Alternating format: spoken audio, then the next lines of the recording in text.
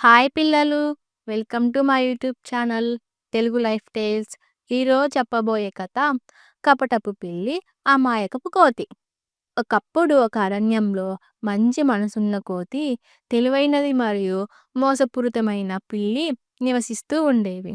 కోతి సహాయం చేస్తూ ఉండగా పిల్లి తన లాభం కోసం ఎవరినైనా మోసగించడానికి సిద్ధంగా ఉండేది. ఒకరోజు కోతి మరియు పిల్లి ఇద్దరు అడవిలో తిరుగుతూ ఉండగా వాటికి ఒక పెద్ద రొట్టె దొరుకుతుంది. అయితే కోతి మరియు పిల్లి మధ్య ఆ రొట్టె ఎవరిది అని తేల్చుకోవడానికి వాటి మధ్య చిన్న గొడవ మొదలయ్యింది. నాకు పెద్ద భాగం కావాలి, నేను ఆకలిగా ఉన్నానని పిల్లి అంటుంది. కానీ కోతి ఇద్దరం సమానంగా పంచుకుందామని చెప్పింది. ఇది విన్న పిల్లి ఓ కొత్త ప్లాన్ వేసింది. నాకు మంచి పరిష్కారం తెలుసు అని చెప్పి ఒక త్రాసుని తీసుకొచ్చింది. పిల్లి ఆ త్రాసుతో రెండు సమానమైన భాగాలుగా పంచుతాను అని చెప్పి రొట్టెను ముక్కలు చేసింది.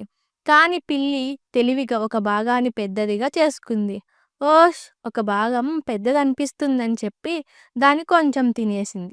మళ్ళీ త్రాసులో పెట్టి చూసి ఇది మళ్ళీ సమానంగా లేదు అని మరో భాగం తినేసింది. ఇలా చేస్తూ రొట్టె మొత్తం పిల్లి తినేసింది. చివరికి కోతికి ఏమీ మిగల్లేదు. కోతి బాధపడి తన అమాయకత్వాన్ని అర్థం చేసుకుంది. అవినీతిలో పరుల మాటలు నమ్మడం మంచిది కాదు. న్యాయం, సమానమే నిజమైన విజయమని కోతి గ్రహించింది.